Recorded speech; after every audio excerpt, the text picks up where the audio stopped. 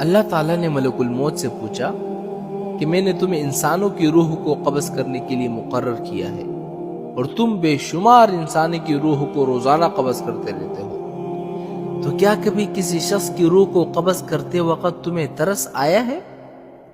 تو جواب میں ملک الموت نے کہا کہ ہاں، ترس آیا۔ اللہ نے پوچھا کہ کس پر ترس آیا؟ انہوں نے جواب دیا کہ 2 آدمیوں پر مجھے ترس آیا۔ اللہ تعالیٰ نے پوچھا کہ وہ 2 آدمی کون تھے جن پر تمہیں ترس آیا؟ تو انہوں نے جواب دیا کہ ایک مرتبہ سمندر میں جہاز جا رہا تھا، طوفان آ گیا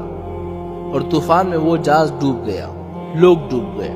کچھ لوگ جنہوں نے تختیوں کا سہارا لیا ہوا تھا وہ بچ گئے،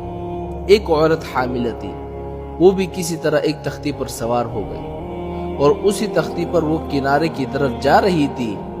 اس کا بچہ پیدا ہو گیا، سمندر کے بیچوں بیچ اس کا بچہ پیدا ہو گیا۔ جب بچہ پیدا ہو گیا تو آپ کی طرف سے یہ حکم آیا کہ ماں کی روح کو قبض کر لو۔ میں نے سوچا یہ بچہ ابھی دنیا میں آیا ہے، نہ اس بچے کا کوئی گھر ہے، نہ ماں باپ ہے،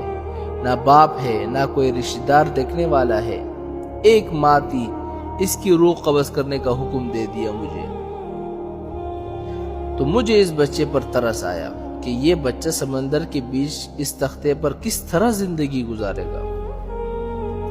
تو اللہ تعالیٰ نے پوچھا اور کس پر ترس آیا تمہیں؟ تو جواب میں ملک الموت نے کہا کہ ایک بادشاہ تھا جس نے دنیا میں ایک جنت بنوائی اور اپنی پوری زندگی کا کا جو سرمایہ تھا اس نے جنت کو بنانے میں خرچ کر دیا اور بڑی عالی شان جنت بنا دیا،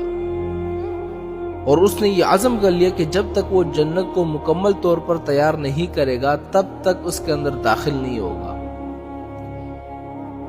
بہت بڑا عرصہ گزرا، جب مدتوں کے بعد جنت تیار ہو گئی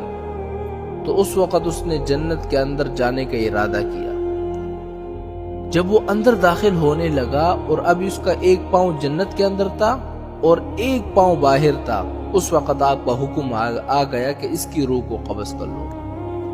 اس وقت مجھے اس پر ترس آیا کہ یہ شخص کیسا ہی برا ہی صحیح،